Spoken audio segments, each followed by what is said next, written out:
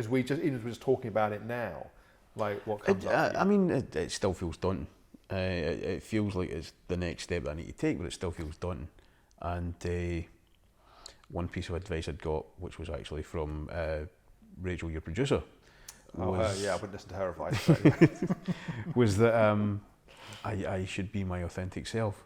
Oh yeah, I wonder where she heard that. And I was like, I'm not entirely sure who my authentic self is, or if I would even like the bastard if I met him. So so I spent a lot of time trying to think of that. Right.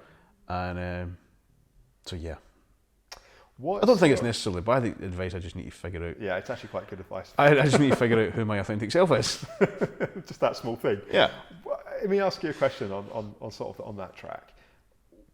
What's your fear of what would happen? What's your inner critic story of what would happen if you showed up, if you were to know what your authentic self is and you showed up in your authentic self?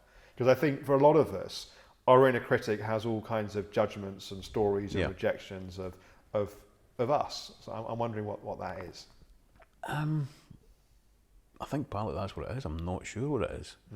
And like I say, it's somewhere. It's an aspect of my life I've never been particularly confident in, and for a lot of different reasons. Partly the disability and partly other things. And I just, there is a real sort of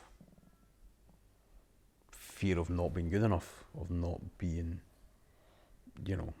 worth it, without sounding like a hair advert.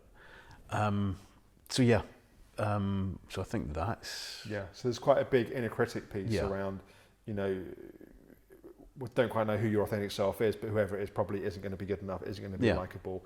And then it's sort of like, well, where do you go with that, right? Like, because in a sense, correct me if I'm wrong, but my understanding of you is that the friends that you are able to be more relaxed with and more yourself with, you strike me and come across someone who has good friendships and is a good friend and is caring and is respectful. And, that to me is you being your authentic self, because you're not trying to be anything else. You're not putting on a sort of, whatever.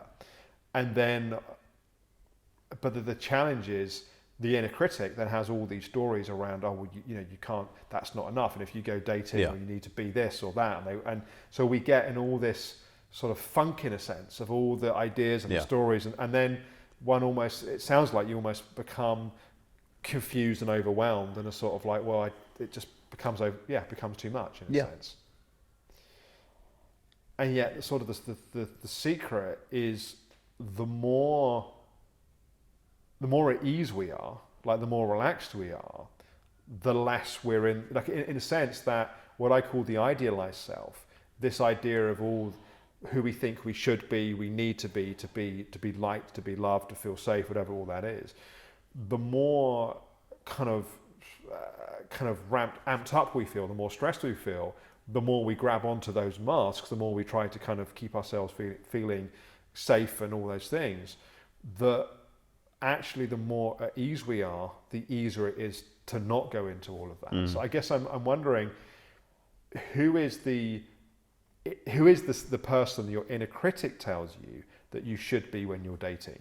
So if you're going off and you're, either in your dating profile or you go off and you have some dates, who are you telling yourself that you need to be? Well, my inner critics tell me not to fucking bother.